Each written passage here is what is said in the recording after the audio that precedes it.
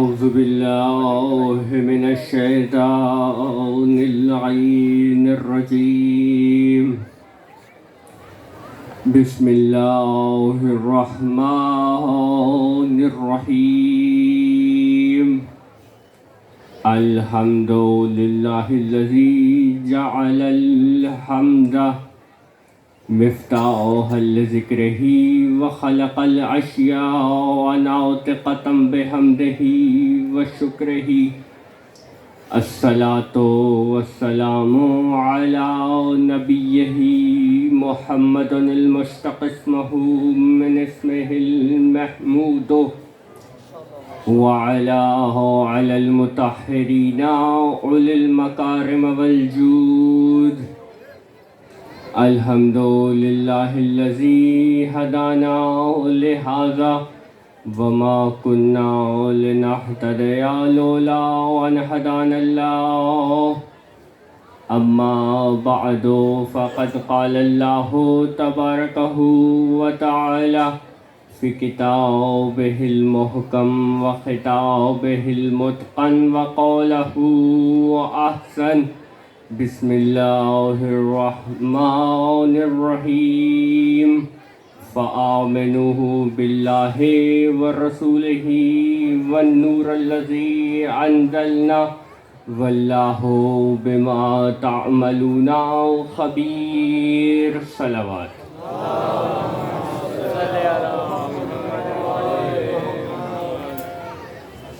عزیزان گرامی قدر،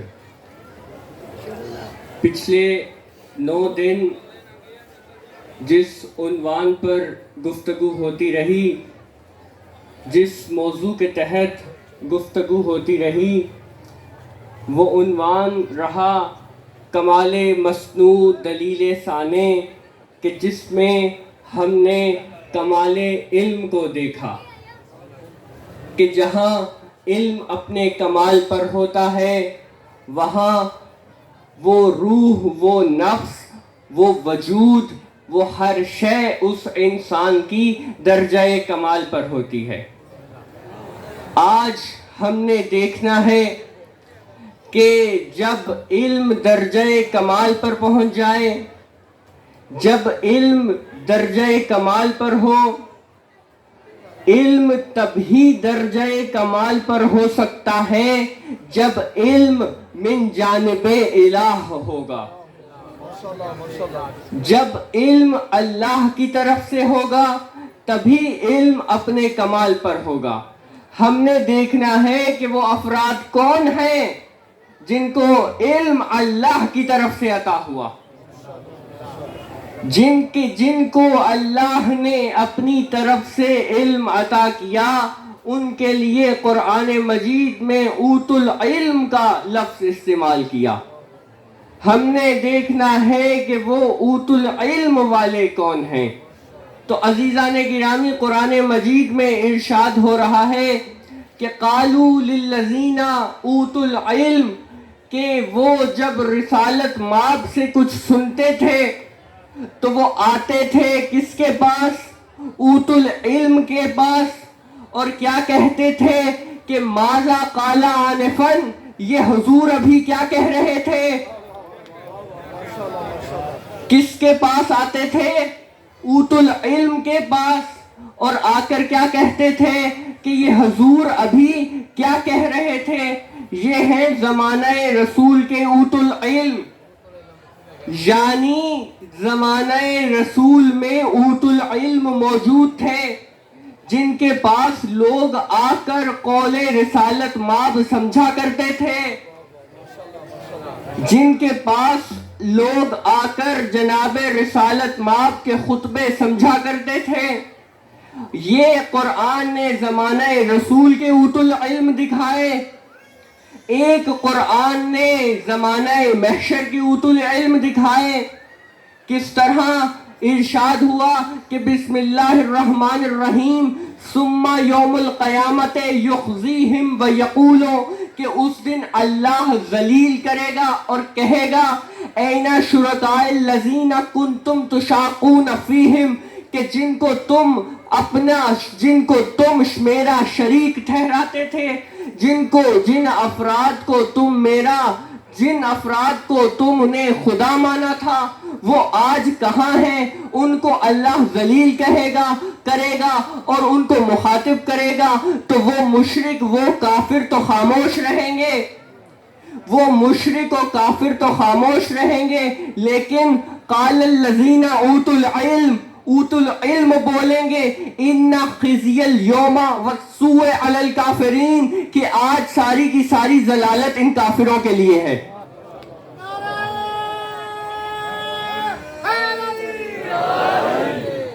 ایک اوت العلم جناب رسالت مآب کے زمانے میں قرآن نے دکھائے، ایک اوت العلم اللہ نے زمانہ محشر میں دکھائے۔ یعنی کوئی دور ایسا نہیں ہے کہ جس میں اوت العلم موجود نہ ہو، کوئی زمانہ ایسا نہیں ہے جس میں اوت العلم موجود نہ ہو، چاہے سامنے ہو چاہے پردہ غیب میں، ہر دور ایسا ہے کہ جس میں اوت العلم موجود ہے۔ تو ہمارا سوال یہ ہے کہ وہ اوت العلم کون ہے؟ تو قرآن آواز دے رہا ہے کہ بسم اللہ الرحمن الرحیم، بل هو آیات بینات فی الصدور الذین اوتوا العلم، کہ اللہ نے قرآن کو کسی کے سینے میں نہیں بلکہ اوت العلم کے سینے میں رکھا ہے۔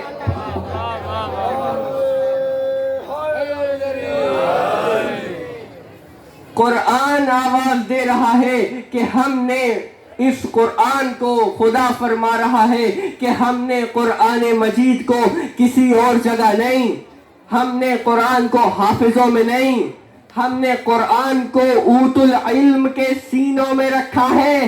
اب وہ سینہ تلاش کرو جس میں قرآن موجود ہو، کوئی سینہ ایسا نہیں ملے گا۔ جب پہلی مرتبہ علی نے منبر کوفہ پر فرمایا سلونی کہ مجھ سے پوچھو، تو ایک شخص کھڑا ہوا کہنے لگا یا علی ہم آپ ہی سے کیوں پوچھیں؟ تو علی فرماتے ہیں لأن علم القرآن ہاؤنا، کیونکہ علم قرآن اسی سینے میں ہے۔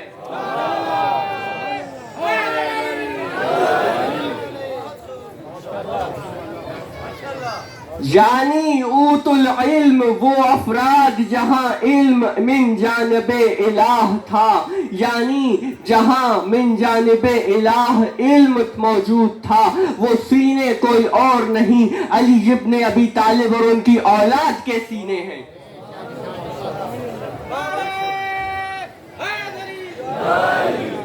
اور جہاں علم اپنے کمال پر پہنچ جائے، وہاں اطمینان قلب نصیب ہو جاتا ہے۔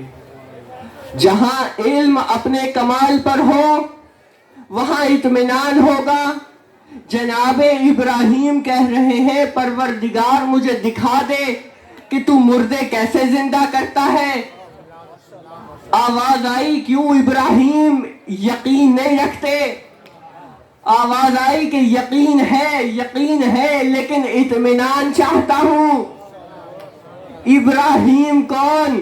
ابراہیم بت شکن نبی ہے۔ ایک بت شکن نبی کہہ رہا ہے پروردگار دکھا دے تو مردے کیسے زندہ کرتا ہے، اور دوسرا بت شکن کہہ رہا ہے قم باذن اللہ۔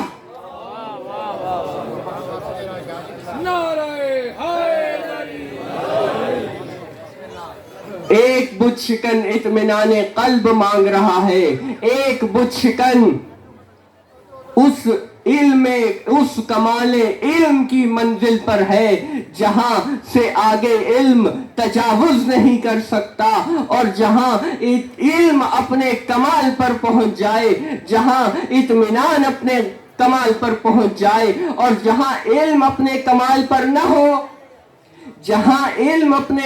پر نہ ہو، وہاں اضطراب ہوتا ہے، اور جہاں علم اپنے کمال پر ہو وہاں اطمینان ہوتا ہے۔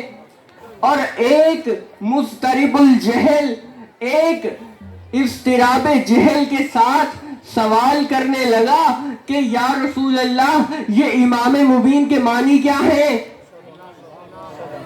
کہنے لگا یا رسول اللہ یہ امام مبین کے معنی کیا ہے؟ حضور خاموش. پھر پوچھا یا رسول اللہ یہ امام مبین کے معنی کیا ہے؟ حضور مسکرائے, ایک انگلی کے اشارے سے در خیمہ کی در مسجد کی طرف اشارہ کر کے فرمایا یہ ہے امام مبین. جب مسجد والوں نے رخ پھیر کر دیکھا تو ابو طالب کا آفتاب.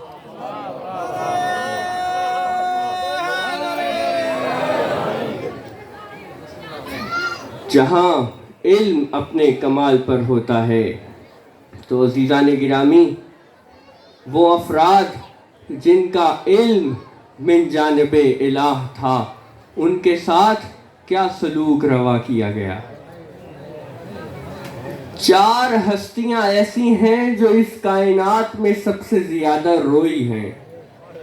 پہلی ہستی جناب آدم کی ہے جو 40 برس اپنے بیٹے کے قتل پہ گریہ کرتے رہے. دوسری شخصیت جناب یعقوب کی ہے. چوتھے امام فرماتے ہیں کہ یوسف یعقوب کی آنکھوں سے اوجھل ہوئے تھے کہ 40 برس رونے میں گزار دیے. چوتھے امام فرماتے ہیں ہماری آنکھوں کے سامنے ہمارے یوسفوں کو شہید کیا گیا. چوتھے امام فرماتے ہیں ہمارے سامنے ہمارے گھر کے افراد کو شہید کیا گیا. دوسری شخصیت جناب یعقوب کی ہے. تیسری شخصیت جناب یوسف کی ہے جو 21 برس زندان میں روتے رہے. پھر چھٹے امام کی آنکھوں سے آنسو جاری ہوئے. فرمایا چوتھی شخصیت میری دادی زہرا ہے جو 3 مہینے روتی رہی, جو 3 ماہ روتی رہی. پوچھنے والا کہتا ہے آقا جو سب سے زیادہ روئے وہ 40 برس روئے, کوئی 21 برس رویا, یہ 3 ماہ رونے والی سب سے زیادہ کیسے روئی؟ امام فرماتے ہیں مدت نہ دیکھو شدت دیکھو. اتنی شدت سے روئی ہے کہ عصر کے بال سفید ہو گئے, کمر جھک گئی.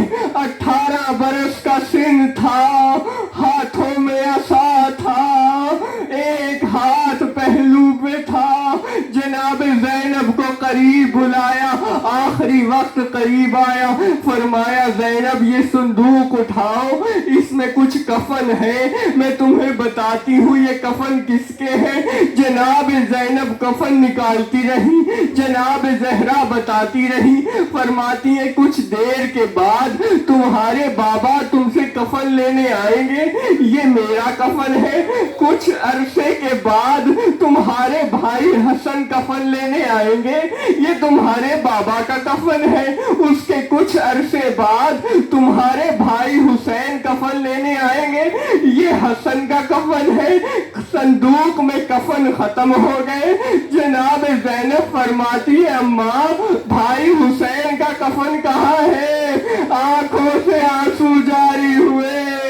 فرماتی ہے بے گورو کفن ہوگا, بے گورو کفن نرغہ آدم شہید ہوگا.